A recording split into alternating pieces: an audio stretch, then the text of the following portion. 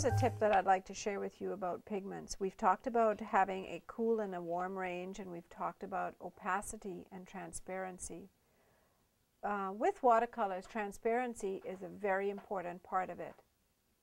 To emulate the old traditional watercolor methods, we need to understand how to make our paint transparent. Now, traditionally we use water, and I'm just going to put a little bit of color down here for you. This is a little bit of Indian yellow, which by nature is a transparent color.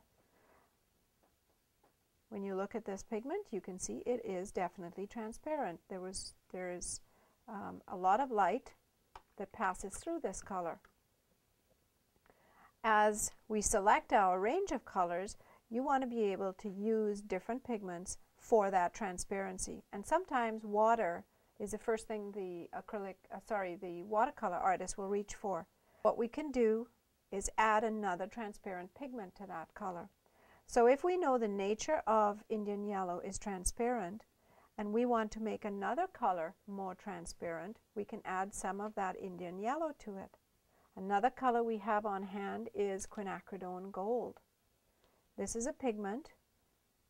By its nature, it is completely transparent. And you can see as I spread it out here. Now this color will help make all reds and yellows transparent. It is also really useful in working with our earth colors.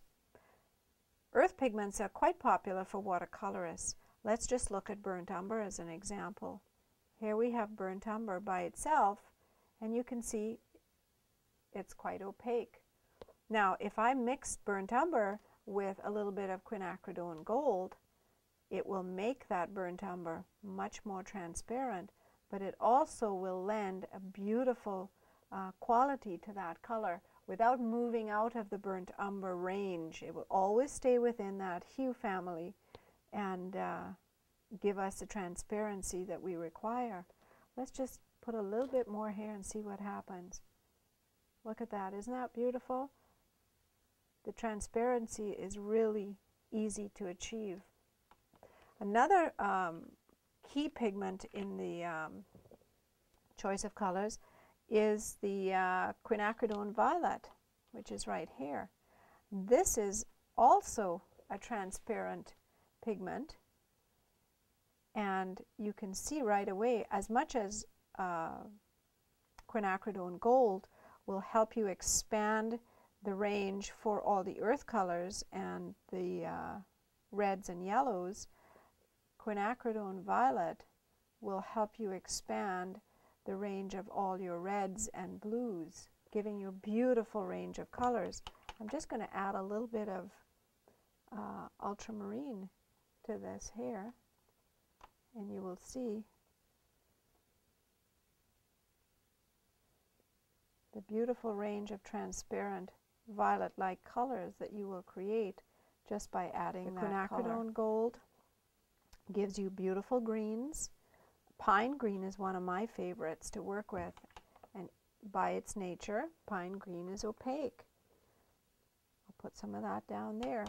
But if I understand the working properties of quinacridone gold, which is a transparent, I can take a little bit of that opaque color and mix it with a transparent, and look at the beautiful range of transparent greens I can get. I'll tip that up a little bit so you can see. There's a lot of beautiful hues happening right there. If you're a floral painter or you love to paint fruit or landscapes, your green possibilities, just by using a little bit of the quinacridone, will help you expand that range.